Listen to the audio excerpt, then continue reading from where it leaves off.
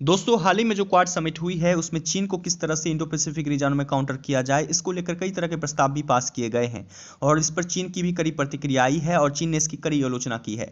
आखिरकार चीन ने क्या कहा है वो भी जानेंगे इस वीडियो में। साथ ही साथ ये भी डिस्कस करेंगे कि आखिरकार चीन को इंडो पैसिफिक रीजन में काउंटर करने के अलावा और क्या क्या मुद्दे उठे हैं और किन किन मुद्दों पर बातचीत की गई है, सभी चीज़ों को एक्सट्रीमली इस वीडियो में कवर करने वाले हैं। तो दोस्तों, इस वीडियो को शुरू से अंत तक देखिए। फर्स्ट ऑफ ऑल हम बात करेंगे क्वाड समिट के दौरान कई सारी ऐतिहासिक तस्वीरें शेयर की गई हैं जो कि आप मेरे स्क्रीन पर देख सकते हैं, जिसमें क्वाड नेशंस एक साथ नजर आ रहे हैं। और बात कर ली जाए तो ये जो नेशंस को लेकर शेयर की गई है, इसमें प्रधानमंत्री मोदी जी ने भी जी हाँ एक तस्वीर शेयर की है और साथ ही साथ कैप्शन में लिखा है एक the quad a force for global goods. विश्व की अच्छाई के लिए सबसे बड़ी ताकत है द क्वाड, और उन्होंने ये बात कही। और साथ ही साथ बात कर ली जाए तो इसके दौरान और भी कई सारी तस्वीरें साझा की गई है जिसमें क्वाड नेशंस एक साथ मीटिंग करते हुए आपको नजर आ रहे होंगे। वहीं इसके अलावा भारत के प्रधानमंत्री नरेंद्र मोदी जी के ठीक पीछे जी हाँ national security advisor Ajit Doval ji, वहीं भारत के फॉरेन मिनिस्टर जी हाँ एस जयशंकर साहब भी शामिल हैं इस मीटिंग के दौरान। तो दोस्तों, ये सारी तस्वीरें आपको देखने को मिल रही होंगी। बात कर ली जाए तो ये जो मीटिंग हो रही थी, ये मीटिंग काफ़ी इंपॉर्टेंट है और इस मीटिंग पर चीन की भी नज़र थी। वहीं बात कर ली जाए तो ये जो क्वाड की जो मीटिंग होने जा रही है, ये तकरीबन 14 सालों का इंतजार है। जी हाँ, एटलीस्ट 14 ईयर्स के बाद ऐसा कोई दिन आया है जहाँ पर क्वाड कंट्रीज एक साथ आए हैं। वैसे क्वाड का जो टाइमलाइन स्टार्ट हुआ था साल 2007 में हुआ था। जी हाँ, जब जापान के जी हाँ प्राइम मिनिस्टर शिंजो आबे थे, उन्होंने ही इस संगठन को बनाने के बारे में सोचा था और उन्होंने ही इस पर बातचीत करना स्टार्ट किया था। वैसे आपको बता दें कि इसको एस्टेब्लिश करने के लिए, एशियन आर्क ऑफ डेमोक्रेसी को एस्टेब्लिश करने के लिए वो काफ़ी लंबे समय से कोशिश कर रहे थे। और बात कर ली जाए तो जब बराक ओबामा पावर में आए थे तब उन्होंने क्वाड की इतनी वैल्यू नहीं करी और उनकी लाइफ की ये सबसे बड़ी गलती मानी जाती है। जिसके बाद चीन का दबदबा इंडो पैसिफिक रीजन में बढ़ने लगा और उसके बाद जब डोनाल्ड ट्रंप पावर में आए, जी हाँ जब डोनाल्ड ट्रंप यूएस के प्रेसिडेंट बने, तो उन्होंने फिर से जी हाँ क्वाड को रिवाइव किया, क्वाड को रिफॉर्म में लाया। बात कर ली जाए तो आज वो दिन आ चुका है जब क्वाड कंट्रीज एक साथ नजर आई हैं। बात कर ली जाए तो इससे पहले कुछ महीने पहले हाल ही में क्वाड की एक बैठक हुई थी जो कि ऑनलाइन हुई थी। लेकिन बात कर ली जाए, आज वो ऐतिहासिक दिन आ चुका है जहां पर क्वाड सदस्य देश एक दूसरे के साथ मैन टू मैन मिले हैं, मीटिंग की है और बायलैटरल टॉक्स के साथ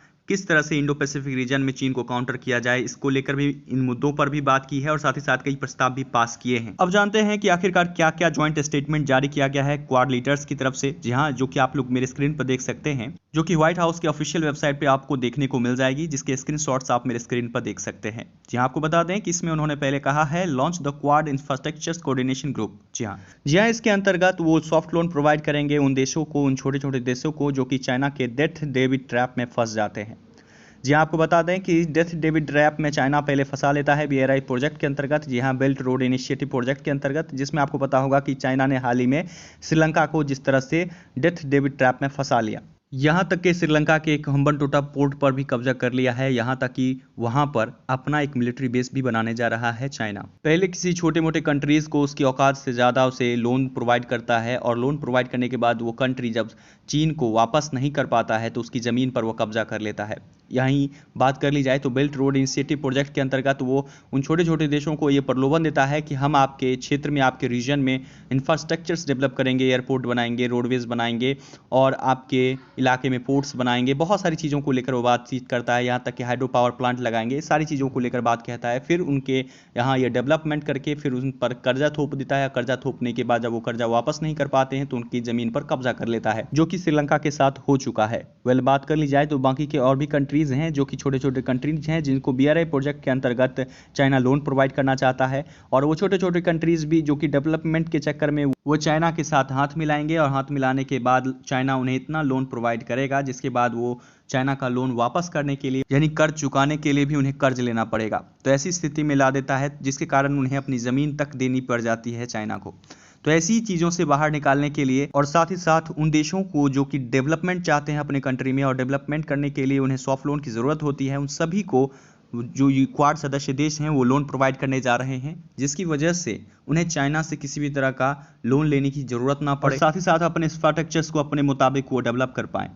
बात कर ली जाए तो ये सारी चीज़ें अब करने जा रहा है क्वाड सदस्य देश, जिसमें जो क्वाड सदस्य देश हैं वो लॉन्च कर रहा है क्वाड इंफ्रास्ट्रक्चर कोऑर्डिनेशन ग्रुप और इसके अंतर्गत वो सॉफ्ट लोन प्रोवाइड करेगा। जी हाँ, और इसके अंतर्गत यहाँ बात कर ली जाए तो इंडो पैसिफिक रीजन की जो कंट्रीज हैं, जो कि आप मेरे स्क्रीन पर देख सकते हैं, ये पूरे एरिया को कवर करने वाला है और इसके बीच जितने भी छोटे छोटे देश हैं सभी को लोन प्रोवाइड करेगा और क्वाड सदस्य देश। और बात कर ली जाए तो ये आने वाले वक्त में काफी बड़ा डेवलपमेंट होगा। वहीं इस पर चीन का भी बयान आया है। चीन के मुखपत्र ग्लोबल टाइम्स ने एक रिपोर्ट छापी है जिसमें उन्होंने कहा है कि क्वाड मैकेनिज्म जो है सो अब गैंग बना रही है, जहां एक बुरी गैंग बना रही है इंडो पैसिफिक रीजन में, यानी कि एक इविल गैंग का निर्माण कर रहा है क्वाड सदस्य देश। और साथ ही साथ चीन ने यह भी कहा था कि किसी तीसरे कंट्री को टारगेट ना करें क्वाड सदस्य देश। वेल, बात कर ली जाए तो चीन को अच्छे से पता है कि चीन को इंडो पैसिफिक रीजन में काउंटर करने के लिए ही जहां ये पूरा मैकेनिज्म जो है क्वाड सदस्य देशों ने बनाया है। और बात कर ली जाए तो इसके अलावा कई और सेक्टर में भी डेवलपमेंट करने जा रहा है क्वाड सदस्य देश। वेल, बात कर ली जाए तो अभी तक हाई स्टैंडर्ड इंफ्रास्ट्रक्चर्स को डेवलप करने में जहां साल 2015 से अभी तक $48 बिलियन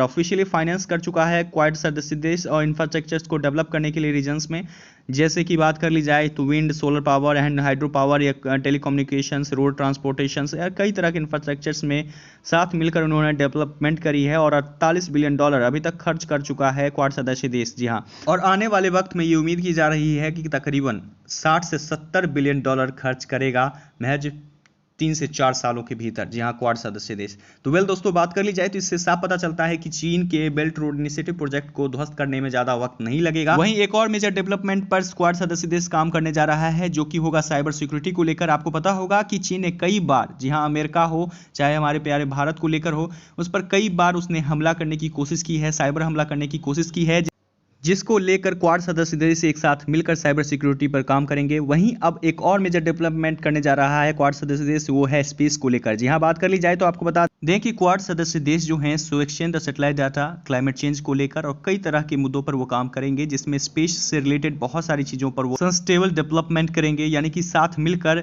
स्पेस प्रोग्राम को आगे डेवलप करेंगे। वहीं बात कर ली जाए तो एक और सबसे बड़ी मेजर डेवलपमेंट होगी जिसमें people to people exchange and education. जी हाँ, बात कर ली जाए तो साइंस, टेक्नोलॉजी, इंजीनियरिंग और मैथमेटिक्स और कई सारी चीज़ों को लेकर, जहां साथ में चारों देशों के जो लोग होंगे वो साथ मिलकर यूएस जाएंगे, वहां पे इस पर पढ़ाई करेंगे, उस पर रिसर्च करेंगे, ये सारी चीज़ें करेंगे। वहीं एक और मेजर डेवलपमेंट होगी जिसमें ग्रीन शिपिंग नेटवर्क बनेगी। जहां बात कर ली जाए तो क्वाड कंट्रीज एक दूसरे की मदद करेंगे पोर्ट्स को लेकर। इंडो पैसिफिक रीजन में एक नेटवर्क बनाएंगे जिसमें वो आसानी से ट्रेड कर पाएंगे। और बात कर ली जाए तो ये इंडो पैसिफिक रीजन के लिए काफ़ी बड़ी मेजर डेवलपमेंट होगी, इसमें कोई रोक टोक नहीं होगा। वो एक दूसरे के पोर्ट्स का काफ़ी आसानी से इस्तेमाल भी कर पाएंगे क्वाड पार्टनर्स। और बात कर ली जाए तो इससे काफ़ी आसानी होगी ट्रेड करने में भी।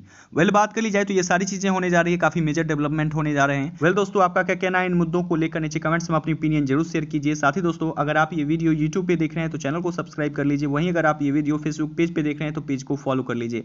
मिलते हैं अगली नई रिपोर्ट में, जो कि होगा आपके लिए काफ़ी खास।